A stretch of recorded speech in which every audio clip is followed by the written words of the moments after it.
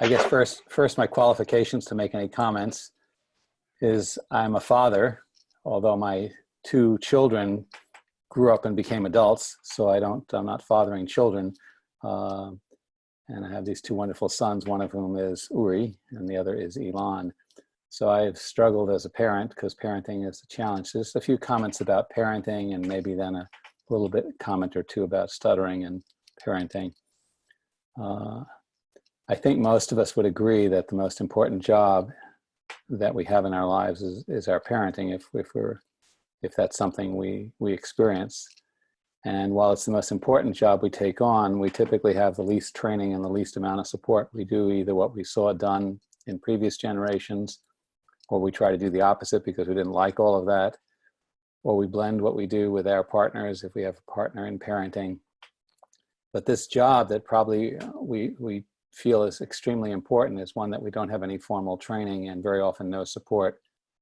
It's not uncommon to not share with friends and so forth the different struggles that we go through. And so I came up with a couple of questions for myself. How would I decide if I was successful in my job as a parent? And that would be important for me. What are my goals? What would make me feel like, wow, this is what I wanted to accomplish and now I feel I've done it. And then I kind of flipped it around and I thought to myself, what would we want from our parents if we could go back to our childhood that we got or we didn't got? What did we like that we got received from our parents? And what would we have rather not received or rather modify? And then what happens in parenting is we get hit with things we never expected, perhaps never thought about, never were aware of existed in the world. Stuttering can be one of them. It may be familiar to us. It may have occurred in our own lives. It may have occurred in the lives of other people in our family, but when it first occurs in our own children, all of a sudden we have a new challenge that we probably were not prepared for, and it's confusing.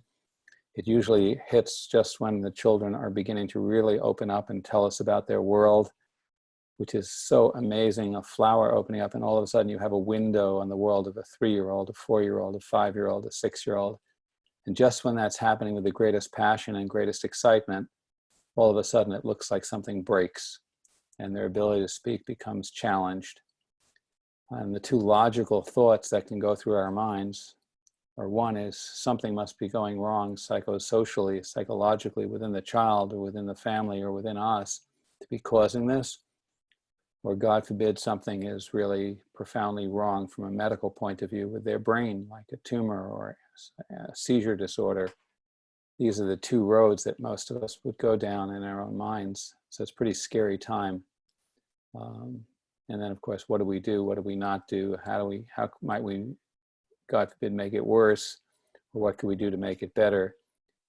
And then if we reach out and find a professional partner, a speech pathologist with some serious insight and dedication to this particular topic, what do we want from that professional? What do we expect them to do? What do we hope that they'll do for us as parents?